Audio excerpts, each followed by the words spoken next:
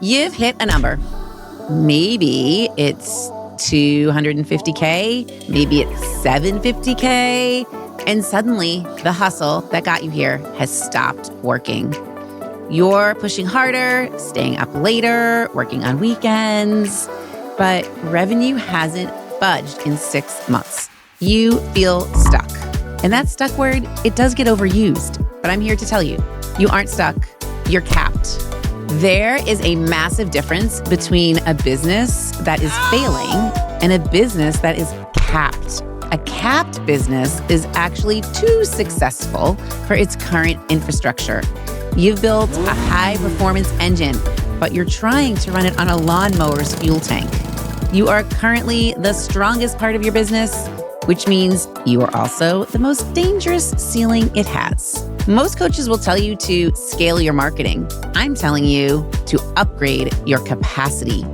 You don't need more leads. I mean, maybe you do, but for today, we're going to talk about you needing a bigger container to hold all of these leads.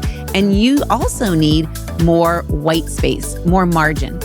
Today, we are identifying the 3 structural caps holding you hostage so you can finally move from maintenance mode to momentum. I'm Andrea Libros, and this is She Thinks Big. Today, we break the ceiling.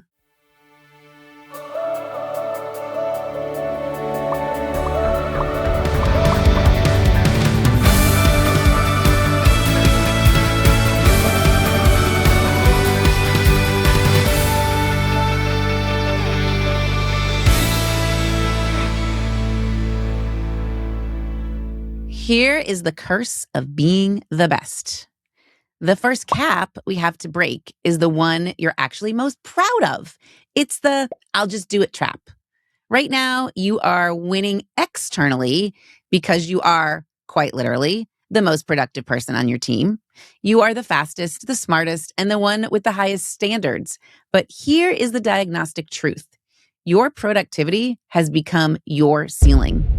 Every time you step in to tweak a project, fix a caption, or just handle a client email because it's faster than explaining it, you aren't being efficient. You are reinforcing the very cap that is keeping you from your next 500K. Let's look at the math of your day. If you are a CEO capable of generating $2,000 an hour in strategic growth, but you spent 45 minutes today fixing a graphic or redoing a task you already paid someone else to do, you just paid yourself $1,500 to do intern work. You are essentially a high-paid intern in your own company. You think you're ensuring quality, but you are actually subsidizing your team's incompetence by refusing to let them own the result. So you're not leading, you're hovering. And inside my coaching containers, we call this operator mode. When you're in operator mode, what you really need is a system reset. And you need a decision engine that clears your desk, that clears your inbox. And this is the kind of work we do inside coaching. You can expect some very specific results, but first, what we need to tackle is we need to help you close all of the open loops that are leaking your energy. We need to clear that decision backlog, align your energy, and really build a map that is going to help you obtain whatever you want, whether it's clients or gigs or sell more products. We need to make a roadmap that is going to be strategic traction. So all of my clients have this map, and every time we review it, which is at least quarterly, we are really exposing what I call the operational debt. And side note, I will have a link in the show notes if you want to talk about what this might look like more. But if this sounds like you and it's something that you think you could benefit from, let's talk about it, because this whole operator mode that we're referencing is dangerous. Because if your business cannot breathe without your lungs, if it stops moving the moment you take the day off or go to your kid's soccer game, you don't have a business. You just have a high-stress job where you are both the demanding boss and the exhausted employee. So to break this cap, this capacity place, we have to perform an identity shift. And you have to stop being the chief fixer or the high-paid intern who saves the day, and you need to start being the architect who builds a system that doesn't need saving. You get to be the architect. You get to design your own business. Sometimes we forget this. Like, we are in charge. We are the architect. But in order to architect or design something you love, you probably have to be willing to trade your productivity badge for some strategic margin, for some white space, for some time for you to think like a CEO. I gave you a little bit of a behind the scenes look at what happens in coaching, where we trade out your operator mode for a CEO mode. And that is one of the caps. But the other cap, and the second cap that I want to address here, is the cap that is holding your revenue hostage. It's your decision speed. And early on, when the stakes were lower, you could afford to be careful. You could spend 3 weeks researching a software tool or agonizing over the wording of a single email. But at the mid 6 and 7 figure level, that perfectionism is not a virtue anymore. It's a luxury you can't afford. So every day you spend thinking about a $5,000 investment or a new hire is really a day you are leaking velocity. And in a high 6-figure or $1 million business, a slow, correct decision is often way more expensive than a fast, imperfect one. This decision slowness creates decision fatigue and is actually a structural leak. If every choice in your business feels like a heavy emotional lift, then you have a structural leak. If you're treating every decision like a life or death surgery instead of a strategic move, you have a structural leak. You are exhausted. And this emotional weight is literally the glass ceiling on your revenue. You only have so much cognitive bandwidth per day. And if you spend 80% of it agonizing over 20% of the results, you have zero room left for the $100,000 moves. You are capped because you are making decisions at the speed of a solopreneur while trying to lead a team.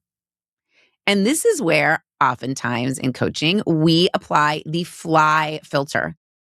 The fly filter helps you figure out your future. Does this decision move the needle for the 5 million version of your business?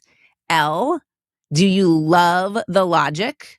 Not the vibe, but the logic. Are you in love with where this decision might get you? And then why is yield? Is the traction worth the friction? If your decision-making process doesn't have a repeatable filter, you are relying on your mood to run your company.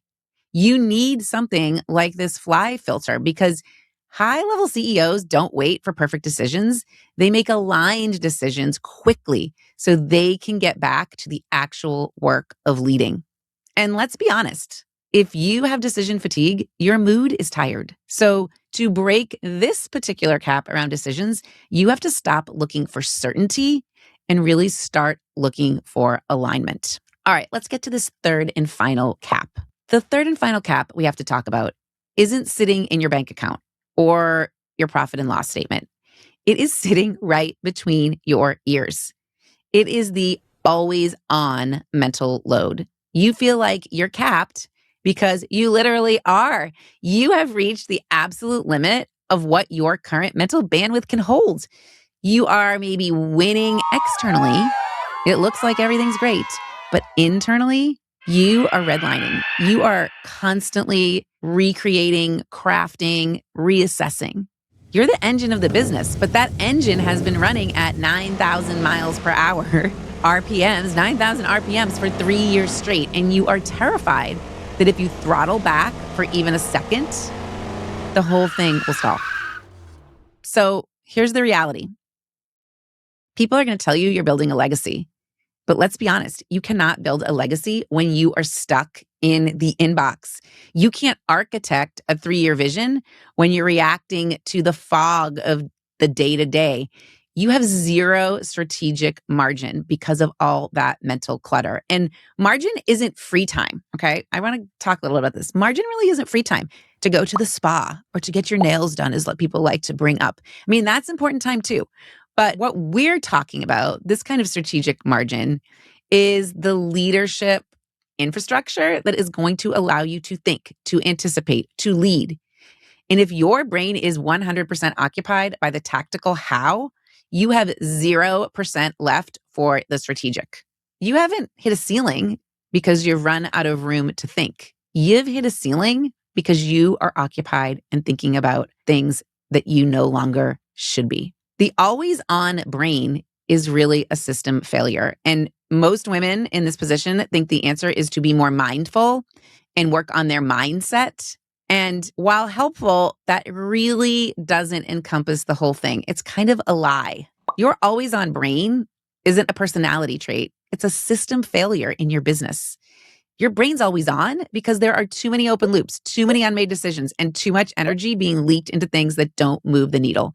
You are capped because you're trying to hold the entire weight of the business in your head instead of trusting an intellectual property spine to hold it for you. And what I mean intellectual property spine, I mean, like, what is your business really about? What is the glue that holds it together? Why are people coming to you? We have to trust that. You don't need a meditation app. You just need an immediate exit from the mental clutter. You're standing at a fork in the road, and I want to be very clear about what's at stake. Choice A is to, what I say, stay in the peanut butter jar, right? It's to keep refining your stage 2 tactics, the hustle, the doing, the fixing, and then wonder why you feel like you're suffocating under your own success. It's really choosing to hit your head on that same revenue ceiling for another 6 months, while your competitors who have less talent but a better infrastructure fly right past you. So choice A is a decision to let your business remain a high-stress prison that you built with your own hands. But choice B is to break the glass. It's deciding that you are finally ready for the decision architecture that holds a $2 million company without requiring you to fry your brain to get there.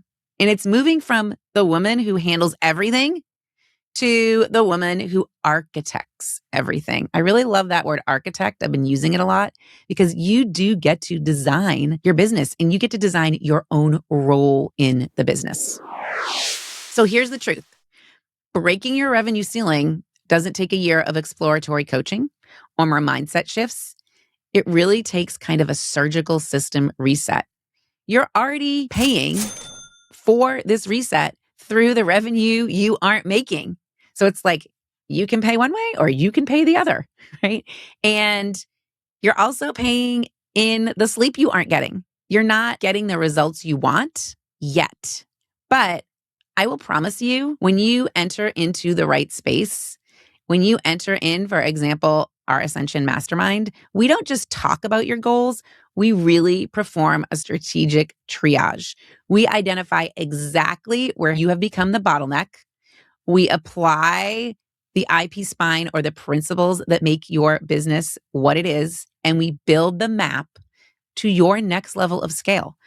If you're tired of being the smartest, most exhausted person in your business, I want you to stop what you're doing. And I want you to go to Instagram right now at andrea.libros.coaching and DM me the word connect. We are going to perform a diagnostic triage on your business and see if you are truly ready to shift from operator to architect. I will be looking for your DM.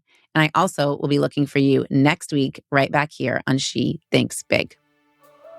Thanks for tuning in to today's episode of She Thinks Big. I'm your host, Andrea Libros. You can follow me on Instagram at andrea.libros.coaching.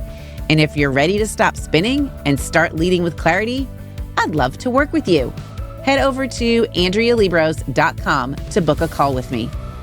Be sure to subscribe to She Thinks Big on YouTube or follow the show wherever you get your podcasts. See you next week for a new episode of She Thinks Big.